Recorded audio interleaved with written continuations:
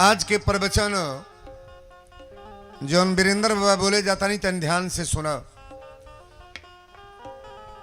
राम जी सुमंत जी के अब लौटावत है कि सुमंत रथ लेके वापस चल जा।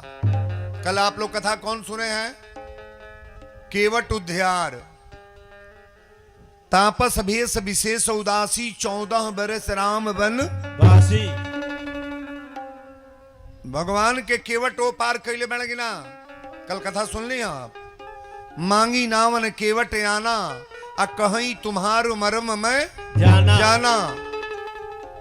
केवट भगवान को पार किए हैं। उतरी खाड़ भय सुरसरी रेता अस्सी राम गुह लखन समेता। आज हमारे कथा में तनी भाई के प्रेम दर्शावे जाता नहीं। सबसे पोटे चाहे ना पोटो, लेकिन केहू ईमानदारी से बोला भाई भाई में पटरी बा का हो। हमारा तो भैया तब मौका मिले तब ताली के भाई लोग गोटाई काट दी लो। बोलती नहीं बोल रही हो। हमारो जवार में भाई बाढ़ है, लेकिन ये भाई लोग से हम निवेदन करब जेकर जेकर एगो दूगो भाई बाढ़ है। आज भाई के कथा हम बोले जाता नहीं। ऐ के बड़ा ध्यान से सुनब कि वीरेंद्र बाबा आज का कहल। माई के कथा या भाई के कथा दुइये गो तो आज हम बताए। आ पिता पुत्र के कथा बड़ी बारीकी से कथा को श्रवण करना। अब यही जिसे कथा प्रारंभा। सुमंत जी अयोध्या में जा रहे हैं। बरबस राम सुमंत पठायो सुरसरी तीर आप तब आयो। अब देखी कथा है जो प्रारंभा। सुमंत जी जब अयोध्या में गईले, अयोध्या गईले तो तुलसी बाबा कथा लिखत नहीं। अब कि अवध प्रवेश कीन अधियारे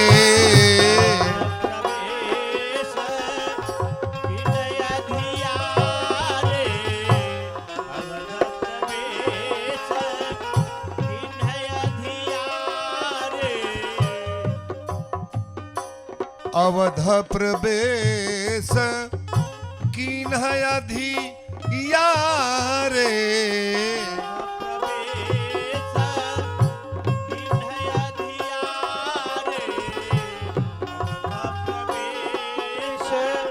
कीन अधियारे अवध प्रवेश कीन अधियारे अवध प्रवेश कीन अधियारे। पैठ भवन रथ राखी दुआरे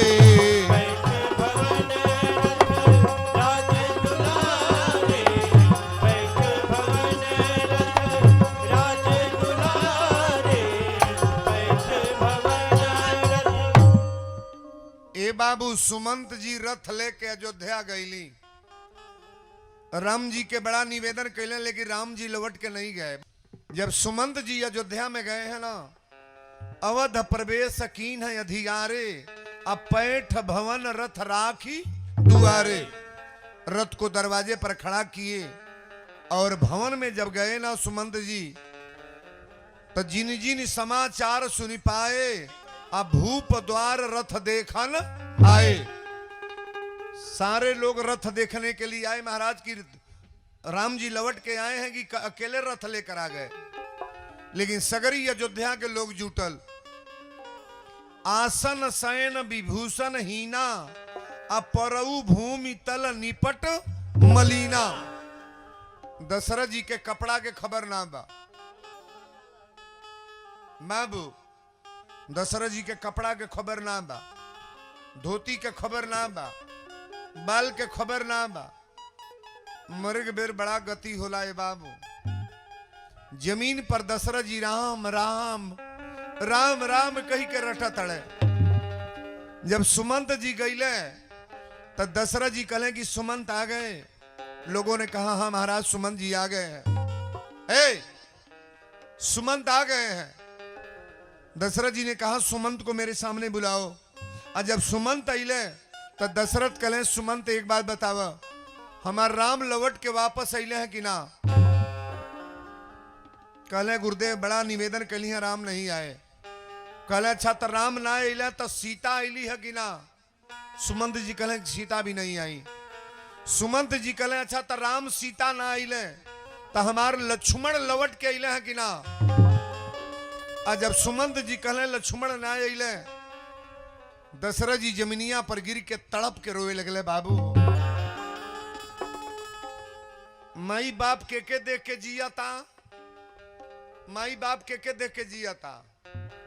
बेटा के भले कैसनो बेटा हो के वही बेटा पर आशा लगोले बाबू हमार चाहे निमन करें और चाहे बाउर करें तब नहीं के भरोसे बानी, पतोही के भरोसे ना।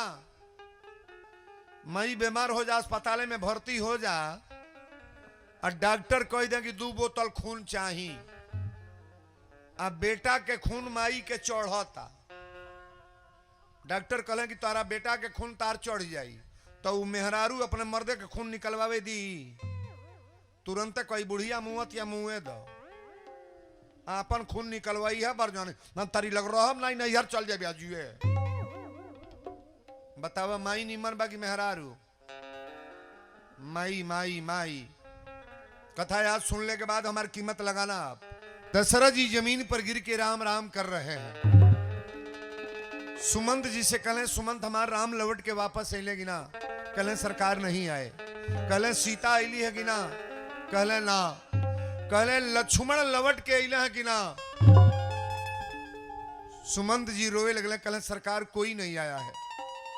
तुलसी बाबा लिखली कि राम राम कही राम सनेही, राम राम कही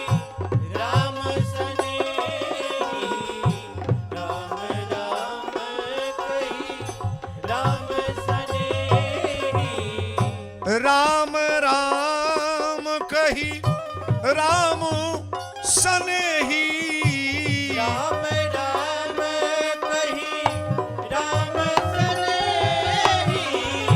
पुनि कह राम लखन बैदेही, पुनि कह राम लखन बैदेही, पुनि कह राम लखन बैदेही, पुनि कह राम। दशरथ जी कहले कि राम राम कही राम सनेही, अब पुनि कहो राम लखन बैदेही। अयोध्या में केहू ना आई। सुमंत जी कहले सरकार हम बड़ा निवेदन कैली है, केहू ना आई। दशरथ जी जौनी कमरा में रहले एक बैग आवाज दिले, कौशल्य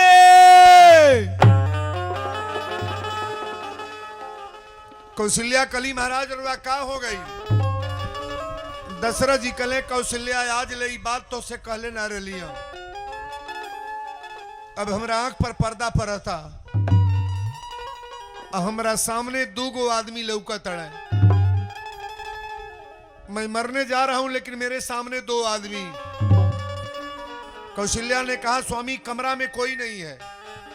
दशरथ जी कहले कौशल्या तोहरा नहीं लौका था लेकिन मुझे दिखाई दे रहा है, आप बताओ मरे के बेर निमन का लौके लागी बहुरू का? जौन बुरा किए हो दिखाई देगा कि अच्छा बुरा। दशरथ जी बुरा का कैले रहले? सरवन के मरले रहले अपना बाण से, यहां दिखाई दे रहा है। बहुत लोग कहला महाराज मेरा क्या बिगड़ेगा, मेरा क्या बिगड़ेगा? अरे मरे के बेरिया तो हर दशा होई कि वीरेंद्र व्यास गद्दी से बोलता है, बड़ा गौर से सुनना। दशरथ जी कहले कौशल्या मेरे सामने 2 आदमी खड़े हैं। कौशल्या ने कहा स्वामी कौन है? दशरथ जी कहले कौशल्या जहिया बियाह ना भइल है तैया शिकार खेले गईली, सरवन अपनी माई बाप के पानी पियावे खातिर कमंडल पानी भरत रहे, आ शब्द सुन के बाण सरवन के छाती में मार देली, सरवन की छाती में बाण मार देली। सरवन के लग गईली तो देखा तनी सरवन गिरल बड़े। सरवन कहले ए राजा दशरथ हमरा छाती से बाण न निकाला, ई कमंडल के पानी लिया के हमरा माई बाप के पहले पिया दे राजा, हमारी माई बाप के पानी पिया दहा। कमंडल के पानी जब लेके गई त सरवन के माई बाप पूछले रुआ के हई, कहली हमार नाम दशरथ है।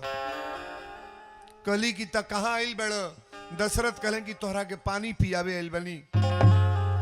सरवन के माई बाप पूछले कि हमार बेटा सरवन कहाँ बड़े? कहली कि तोहरी बेटा के बाण से मार देहली। सरवन के महतारी कहली कि पुत्र के मुआ के तू पानी पियावे आइल बड़। माई बाप के पानी के पियावेला? बेटा की जवार।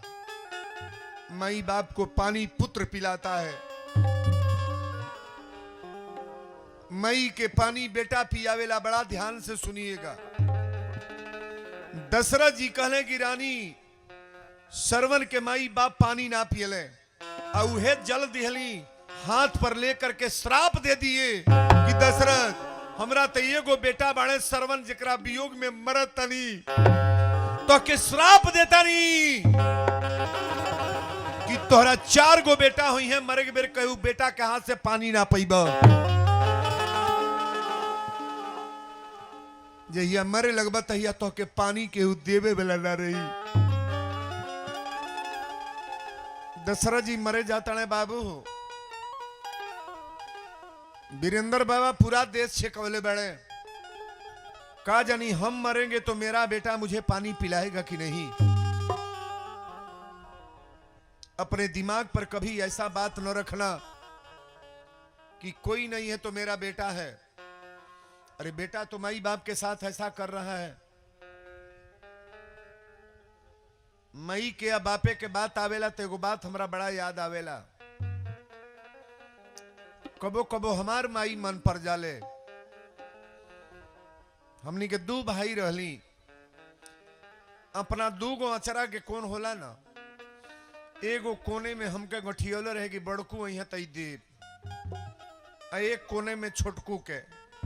तो छोटकू तो छोट रहले कबो दे दे, लेकिन हम राती के आई चाहे कबो आई तो कहे ए बाबू तारी बखरा देखा गठियोले बानी। माई हमार जौन तपस्या कैलस, अपने माई माड़ भात खा ले। यहाँ जितनी माताएं बैठी हैं थोड़ा गौर से कथा को सुनना, लेकिन कबो नहीं सोचे कि हमारा बेटा माड़ भात खाओ। माई जो तपस्या को के बेटा के पोसे लेना। यहाँ जितने औलाद अगर सुनने वाले होंगे, एक माई के 3 औलाद हैं और तीनों औलाद 3 लाख के हो गए। एक के बेटा माई के मानी, मैं गारंटी से बोल रहा हूं, एक के बेटा पिता को मानेगा, 3 बेटा है तो तीनों नहीं मानेंगे। उसमें कारण है, अभी बता रहे हैं आपको। दशरथ जी जब मरे लगले तो कहले कौशल्या हमारे सामने 3 ये दोनों आदमी खड़ा बड़े। सरवन के माई बाप श्राप देते हैं कि दशरथ जौना तर से पुत्र के वियोग में तड़प तड़प के मरतनी, तो के श्राप देतनी कि पुत्र के वियोग में तड़प तड़प के मर जाइबा। दशरथ जी कहले कौशल्या हमार बाह पकड़। एक हाथ सुमित्रा पकड़ ले बड़ी, एक हाथ कौशल्या। लेकिन दशरथ जी मरे के बेरिया आखिरी आवाज दिले कि हार रघुनंदन प्राण पीरीते,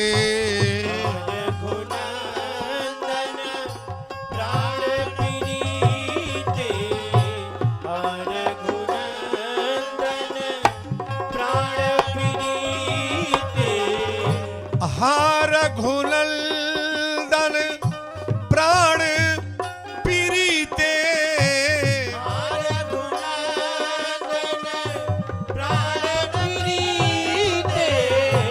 तुम बिन जियत बहुत दिन बीते,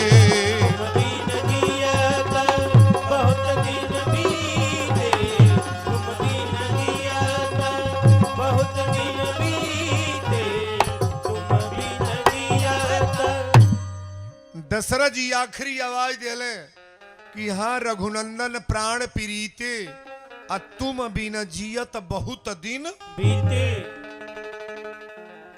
कौशल्या से कहले कौशल्या अब हमारे प्राण गटई पर आ गए,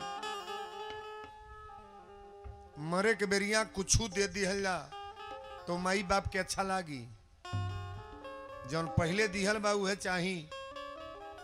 मई के बेटा के प्रेम चाही। सुनो, एको रसोई ना दे, एको कपड़ा ना दे, एको पैसा ना दे, लेकिन बेटा अगर माई से प्रेम से बोला था, माई रे चाय पियले ह, खाना खैले ह, कपड़ा तोर बढ़िया बा न, चनपरास आइल ह, माई उतने में गदगद रही कि हमार बाबू हरदम फोन से बतियावेले। में जितना माई बैठल बड़ी ईमानदारी से बोलो, एक गो बेटा बाणे 4 महीना बीत जाता कबो फोन ना करता कि माई निमने बाड़े कि ना। ये गलत है कि सही है?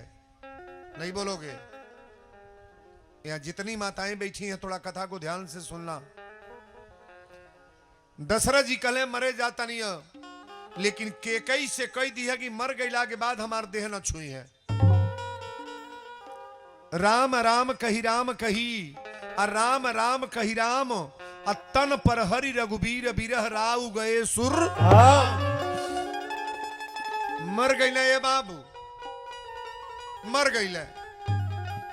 आज जब दशरथ जी मर गए तो तीनों कौशल्या के कई देहिया पर गिर गिर लपट लपक रोता लो। नारी के जीवन का सबसे बड़ा संपत्ति अपना पति है, और सामने अगर पति रिश्ता टूट दिल छूट गई ना तो आजे जान लो कि धरती पर मेरा कोई नहीं है। मेहरारू अगर 3 दिन ना खाता हुआ अपन मर्द मनाई भोजन कर ले, बेटा कबो माई के मनावे जाई, एक बेर कहले एक बार तो बातें ना करी। सरवर के माई बाप कहले रहले कि हमरा एगो बेटा बा मरता, मर गई, पानी ना पियली, तोरा 4 बेटा हुई हैं, अब मरे बेर गिलास में कोनो बेटा पानी ना थमाई। दशरथ जी के कोगो रहले 4 गो, 2 बेटा ममहर में बाड़े और 2 बेटा जंगल में बाड़े। बाद दशरथ जी के केहू पूछल, 2 गो दूत गईले भरत के और शत्रुघ्न के बुलावे। आज जब दोनों दूत गईले तो भरत जी बड़ा बाउर बाउर सपना देखे। भरत जी कहले का भइल बा? आता पर अयोध्या चली।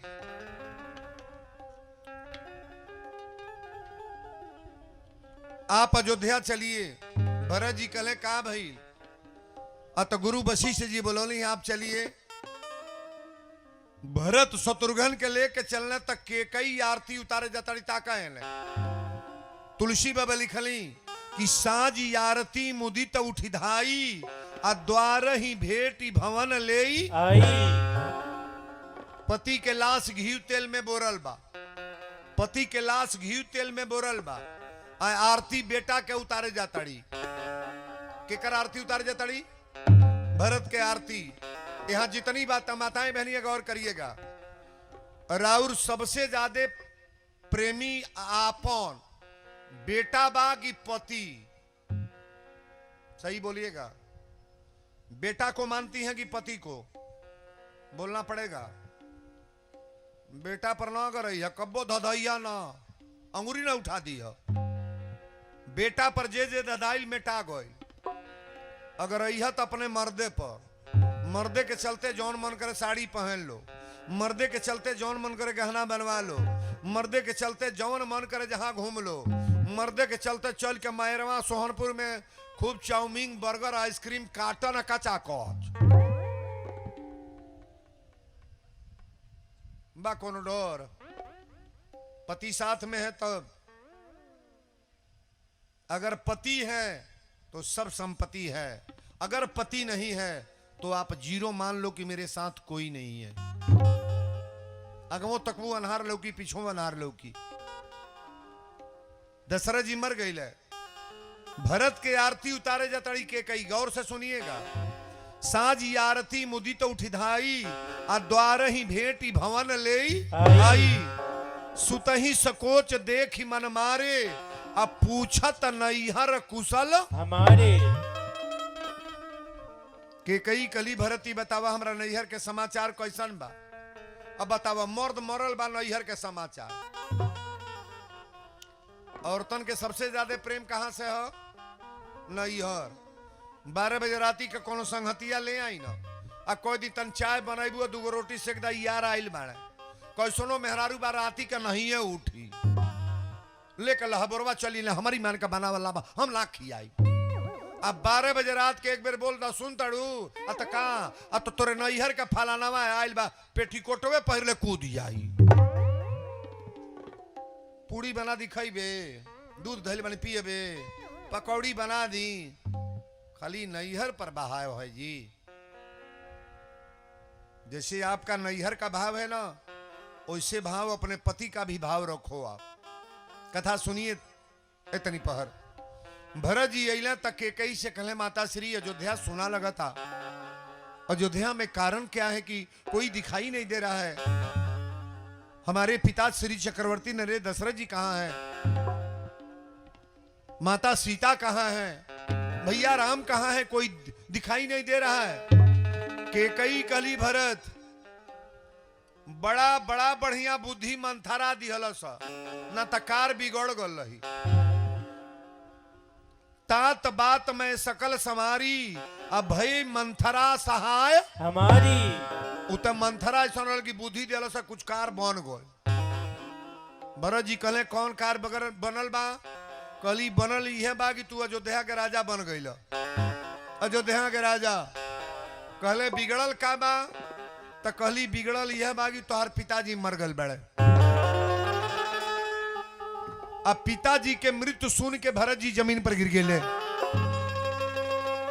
कहले पिता के मृत्यु का कारण बताओ तक केकई ने कहा भरत तोरी पिता के लगे दूगो वरदान रहल ई दोनों वरदान आज मंगले बनी तो के राजगद्दी मंगले बनी और राम के 14 बरस के लिए जंगल में तपस्वी के भेष में राम के वनवास मांग ले बनी भरत जी जमीनिया पर गिर गए आ गिरला के बाद जब खड़ा भइले तो 1000 गारी कि बर मांगत मन भई न पीरा मांगत मन भई न पीरा बर मांगत मन भई न पीरा बर मांगत मन भई न पीरा बर मांगत मन भई न पीरा बसन विभूषण परी न कीरा करी न जिय परी न कीरा करी न जिय मुह परी न कीरा कटी न जीव गरी न जी हम मुंह परी न कीरा वरदान मांगे के टाइम में तोरी मुंह में कीड़ा काहे न पड़ गए भरत ऐसा साधु अपने माई के बोला तड़े वरदान मांगते तामे तुम्हारे मुंह में कीड़ा क्यों नहीं पड़ गया कुलक्षणी कहीं के घर फोड़नी कहीं के बना बनाया बाजार उजाड़ दी आरती उतारने जा रही हो के कई के जब हेतना बात कहले तो मंथरा बिचवा में आई तेही अवसर कुबरीत है आई अब बसन विभूषण विविध बनाई हुमक इलात तक कुबर मारा आप परी मुंह भर मही करी पुकारा शत्रुघ्न जी एक के लात मरना कुबर का टेढ़ हो गए बर मुंह खूने खून अच्छा मंथरा निमन कैले बा कि बाउर का हो बनल बनावल घर उजारे में बुद्धि के कर बा खाली मौगिया नाई बाड़ी मर्दो कहो मरद बाण मर्दन का कम बुझताड़ू का जानी ताली में कोनो मर्द बा कि नहीं मेहरारू का बात सुने वाला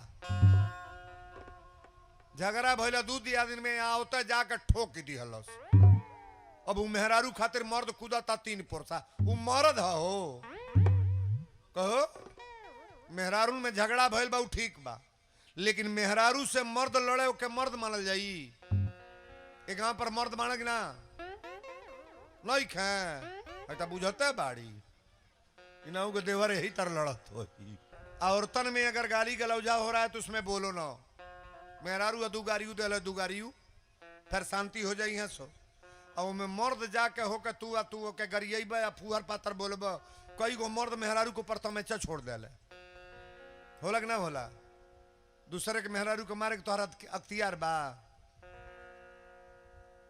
अच्छा ही बताव, भाई भाई के प्रेम वीरेंद्र बाबा दर्शावे जाता है, आ देवरान जेठान के प्रेम, आ माई के प्रेम, अगर घर में यह कुलना बा तो घर में जिए के मन करता।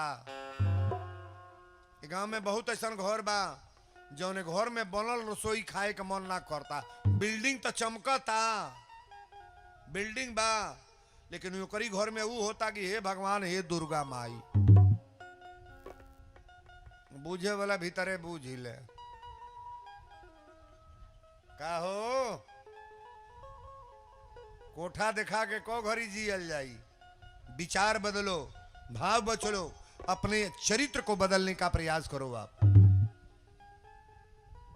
ये बिल्डिंग से प्रेम करने वाला व्यक्ति का घर में सुधार नहीं होगा। हवेली जौन बा को कौड़ी के बा, पहला दिन बतौले रहनी जैया मरल जाई ना, वो भरत व्यास से को गीत गौले बड़ा बजा रहे गीत के।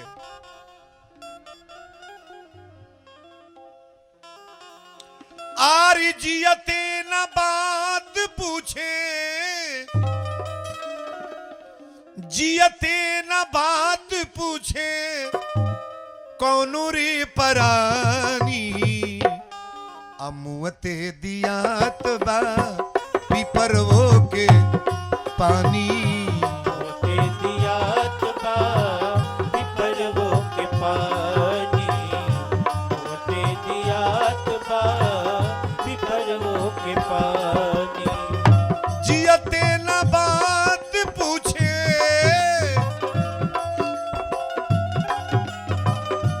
जियते न बात पूछे, कौनो रे परानी, मुँहते दियात बा पिपरवो के पानी। मुँहते दियात बा पिपरवो के पानी, मुँहते दियात बा पिपरवो के पानी।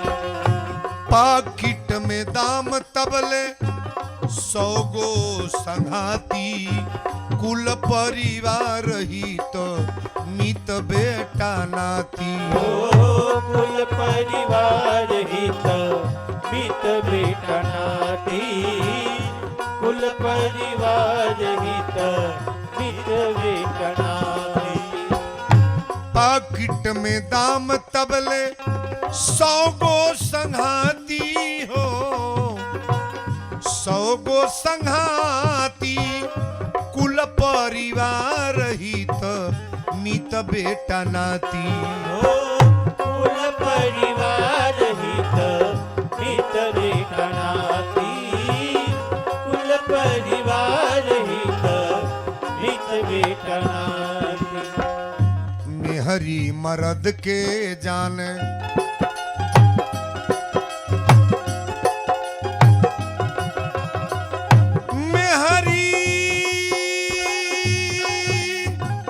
मर्द के जाने,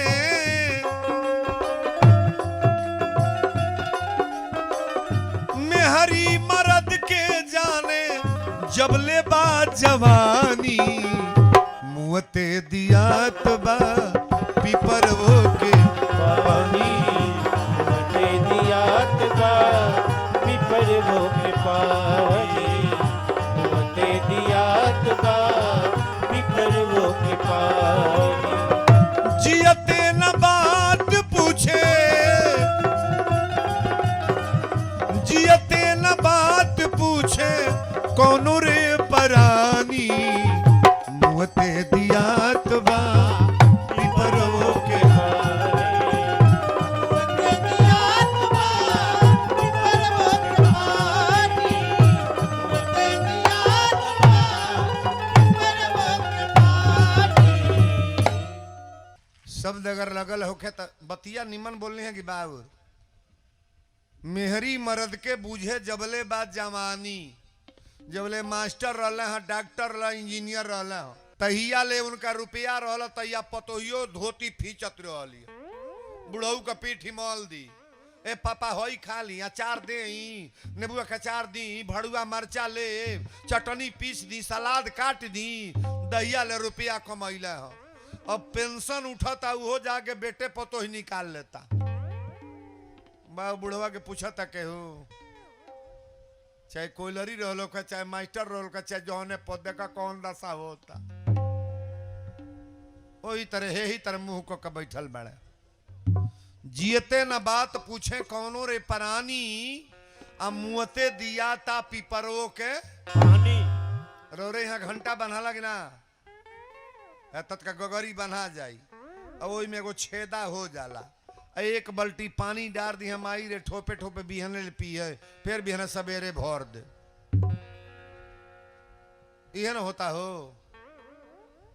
माई तो गोई अब माई के गोइले के साथ साथ लोग का करता ई वीरेंद्र बाबा आज कथा के दर्शावत है वशिष्ठ जी जब भरत जी लगला माई के अपना कटुक कटुक बाणी बोले कि वरदान मांगे के टाइम में तोरी मुंह में कीड़ा काहे न पड़ गए कुलक्षणी कहीं के घर फोरनी कहीं के वशिष्ठ जी बहिया पकड़ ले कहले भरत अपना माई के ऐसा शब्द के प्रयोग न कर तोहरा महतारी के दोष ना बा अच्छा माई कबो दोषी होई पूत कुपूत हो सकेला लेकिन माई कुमाई कबो ना होई वशिष्ठ जी बहिया पकड़ के कहले सुनहु भरत भाभी प्रबल बिलख कहीं मुनिनाथ हानि लाभ जीवन मरण जस अपजस विधि हाथ छो गो चीज अपनी हाथ के ना हो कहिया ले जिए के बा कहिया ले मरे के बा कब हानि होई आ कब लाभ होई केकरे हाथ में बा भगवान के हाथ में बा लेकिन ई जान लिया खेते में गेहूं बोआइल बा तो मटर ना तुराई गेहूं कटाई तो का निकली गेहूं निकली जी गन्ना बोल बा खेते में तो मकई तुराई हो आमे के पेड़ रोपाइल बा में से कटहर लटकी एते एते आलू जे जे रोपले रहल ओमे से बंडा कोड़ाइल ह नहीं बुझाता हे गौवा में जे जौन करता उ बुझत नहीं बा हमार काले बा कहो उ नहीं बुझता ना बर्बादे हो खो परिवार से धोखा ना करे चाहिए संसार से धोखा ना करे चाहिए अब भवसागर पार कर जे धोखे को के तब भगवान से धोखा ना करे के चाहिए देवी देवता से मजाक न करो परमात्मा जो दिए हैं सो ही बहुत बढ़िया है केहू के धन देख के तड़पले के ताक ना बा हमार मड़इये बा तो उहे 5 मंजिला हो हमार बौरे लइका बा उहे हमार हीरो हो हमार बौरे हमार खेत में गेहूं बा हमार उहे रोटी बनी वही के बढ़िया मैदा बना के पिसवाए किसी का धन देख करके कभी व्याकुल न हो जौन कामे न आवे कोनो मतलब बा ओकर है हमें साड़ी खोल खोल के लोग पहिर ले बा कोनो साड़ी से मतलब बा कौने से मतलब बा जौन तारे देही पर बा वही के बुझा हमार 5000 का होई है में कहो मेहरारू होइया है तर झारी है कगरी बैठा साड़ी जब आता कगरी बैठ चल सड़िए के कीमत बा तू बाड़ू कैसन जे ई भाषा बोलता सबके अंदर प्राण बा सब भगवान के प्रेमी है और भगवान की कथा के प्रेमी नहीं होते तो ये घाम में वीरेंद्र बाबा पगलाइल बलोग भागल चल आई वशिष्ठ जी कहले अपना पिता के लाश उठाव अल्ले चला घाट पर अयोध्या में राजघाट है रविंद्र जैन जी रामायण में जो आवाज दिए हैं रामानंद सागर जी रामायण लिखे हैं बनाए हैं और रविंद्र जैन जी की आवाज है 2 लाइन में सुना रहा हूं जब लसिया लेके चले लगले बांस कटाइल टिकठी बनल ए बाबू ललकी झंडी टंगा गई राम नाम सत्य बोलत लोग वही घाट पर गई ये जो भाव दर्शा रहे हैं हम कि बालेपन में ये रविंद्र जैन जी की आवाज है अगर टेलीविजन आप टीवी देखे होंगे ना तो उन्होंने इस आवाज को डाला है यही दोहावली का छंद है कि बालेपन में पिता पुत्र को अरे ले कान्हे दुलरावे हो उस दुलार का अंत समय में बेटा मोल चुकावे हो उस दुलार का अंत समय में बेटा मोल चुकावे हो। माटी की यह काया माटी मर घट पे जल जावे हो। सबसे पहले पुत्र पिता के मुंह पर आग लगावे हो। वही राजघाट पर दशरथ जी जरले। आ जरवला के बाद भरत जी अयोध्या में आके पिताजी के सब क्रियाकलाप कैले। आ कैला के बाद